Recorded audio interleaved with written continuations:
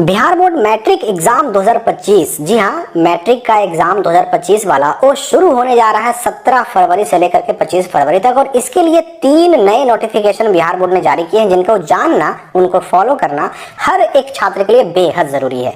देखिए, पहली बात, पहला नोटिफिकेशन क्या है, तो आप सभी को मैट्रिक का एग्जाम जो भी बच्चे 17 तारीख से देने जाएंगे, उन सभी को अपने सेंटर पर 1 घंटा पहले से ही पहुंच जाना होगा। मतलब देखिए, अगर फर्स्ट सिटिंग आपका एग्जाम है तो आप याद रखिए कि आपकी एंट्री सेंटर पर जो है ना, वो 8:30 बजे सुबह से ही शुरू हो जाएगी और 9 बजे तक लास्ट एंट्री होगी। 9 बजे फर्स्ट सिटिंग वालों का गेट बंद तो बंद। अब 9:01 भी होगा तो गेट खुलने के चांसेस बहुत कम है। रिस्क बिल्कुल नहीं लेना है, इसलिए समय अपने हाथ में लेके चलना है।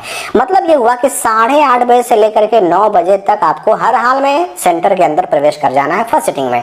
अगर सेकंड सिटिंग आपका एग्जाम है तो आपको 1 बजे से लेकर के 1:30 बजे के बीच, यानी कि 1 बजे से लेकर आधे घंटे के अंदर आपको हर हाल में सेंटर पे पहुंच जाना है। 1:30 से 1 मिनट भी लेट नहीं होना चाहिए। इंटर के एग्जाम में ऐसा बहुत सारा मामला पूरे बिहार भर में देखने को मिला कि बहुत सारे बच्चे 1-2 मिनट 5 मिनट लेट से पहुंचे और उनको सेंटर पर प्रवेश नहीं करने दिया गया। अब एक पेपर का एग्जाम छूटना है कि सारे पेपर खत्म हो जाते हैं, एग्जाम का कोई मतलब ही नहीं रहता। इसलिए अगर आपको साल बचाना है, मेहनत बचानी है, तो ये समय की बिल्कुल पाबंदी रखें। हर हाल में फर्स्ट सिटिंग में 9 बजे तक आपको अंदर घुस जाना है सेंटर में और 1:30 बजे तक हर हाल में सेकंड सिटिंग में आपको सेंटर में एंट्री कर जाना है। पहला तो ये शर्त हो गया, पहला नोटिफिकेशन भी। दूसरा नोटिफिकेशन क्या है कि अगर कोई छात्र इस समय अवधि के बाद, यानी फर्स्ट सिटिंग में 9 बजे के बाद और सेकंड सिटिंग में 1:30 बजे के बाद पहुंचता है, उस पर क्या कार्रवाई हो सकती है। तो देखिए, ऐसे छात्र जो निर्धारित समय के बाद पहुंचते हैं, अगर उनके द्वारा जबरदस्ती सेंटर पर घुसने का प्रयास किया जाता है तो ऐसे छात्रों को 2 वर्षों के लिए परीक्षा से निष्कासित, यानी एक्सपेल्ड कर दिया जाएगा। और सिर्फ एक्सपेल्ड ही नहीं किया जाएगा, उन पर प्राथमिकी यानी FIR भी दर्ज होगा, केस भी हो जाएगा।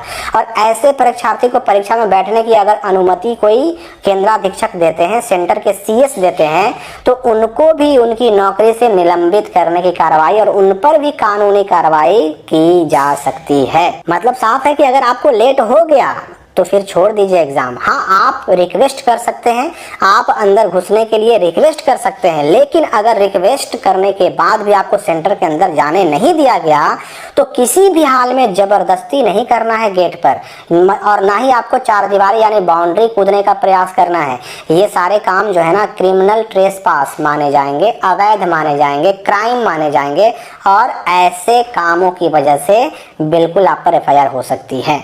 और तीसरा जो नोटिफिकेशन आया है बिहार बोर्ड का मैट्रिक एग्जाम के बारे में, वो है जूता मोजा को लेकर के। देखिए, इंटर के एग्जाम में क्या होता है कि जूता मोजा की छूट मिल जाती है, लेकिन मैट्रिक के एग्जाम में जूता मोजा का प्रवेश बिल्कुल मना है। यहाँ पर कह दिया गया है कि जो परीक्षार्थी मैट्रिक का एग्जाम देने वाले हैं, उनको जो एडमिट कार्ड मिला है उसमें भी जो है कंडिका 5 में 5 नंबर पॉइंट में लिखा हुआ है कि परीक्षा भवन में जूता मोजा पहनकर आना सर्वथा वर्जित है, मना है, उस पर बैन है, रोक है।